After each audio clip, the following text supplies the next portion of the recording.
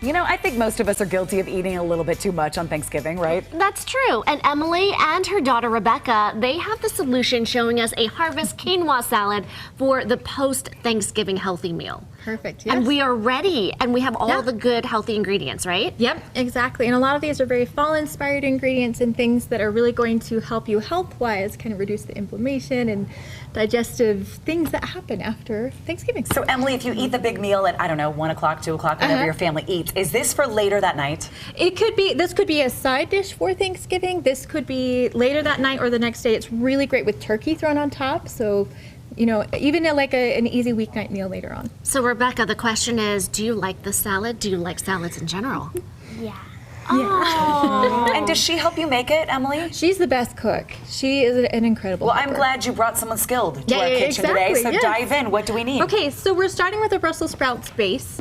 And there's a few different options when you're getting Brussels sprouts and shredding them for a salad. I'll just kind of briefly show you. What I like to do is just chop off that bottom, cut them in half because that makes it easier to take off those little outer leaves. And then I have a handy little food processor that I use to just quickly shred them. That makes it so much easier than doing all the chopping. Yes, you can buy shredded Brussels sprouts.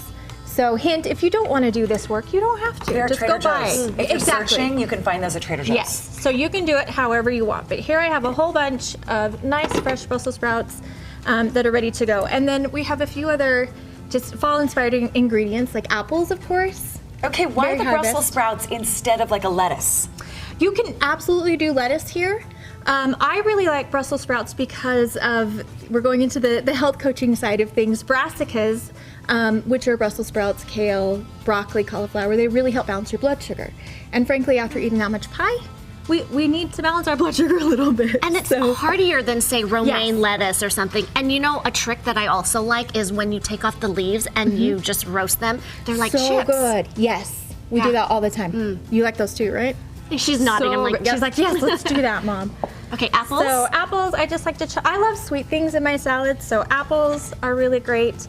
And then we have just half a cup of craisins. You can buy these low sugar, or even I found these as a no sugar variety. So look around for those lower sugar options.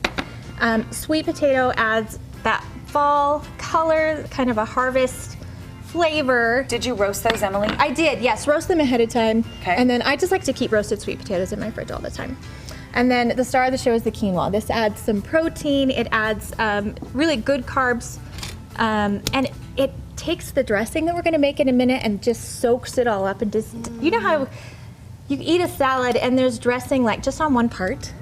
This distributes it and holds it where it needs to be. I like the nuttiness of quinoa too. I like the flavor. Yeah, I it's like so that easy. hack though, because sometimes I'm like, oh, the dressing is so uneven. Yes. So this just holds it right where it's supposed to be. Feta on top. Feta on top.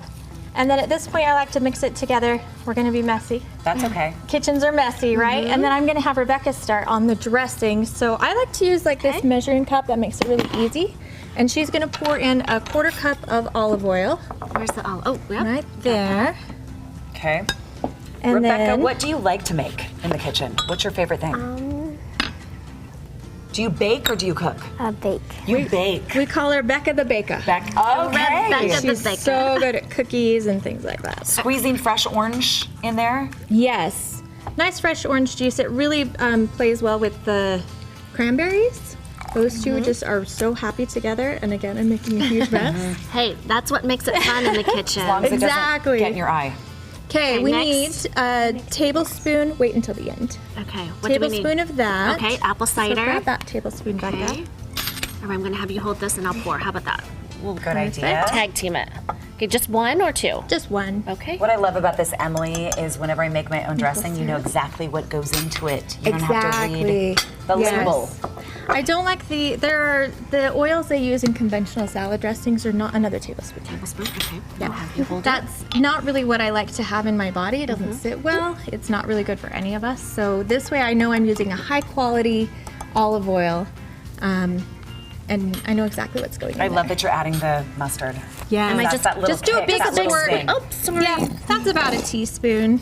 Okay, that's good. Rebecca, then are you teaspoon of this. do you stir? Okay, once you add that teaspoon, stir it up, and while you are doing that, I'm going to tell everyone where to get this recipe because I feel like this would be perfect for Thanksgiving or the meal after, or even Friday when you're winding down. Emily is from Health by Emily. Her Instagram is on your screen, abc4.com/GTU for the recipe you were nice enough to share. Happy Thanksgiving to both of you. Thank you for being here. Can we dig in during the break? Absolutely. Okay, we're gonna do that, but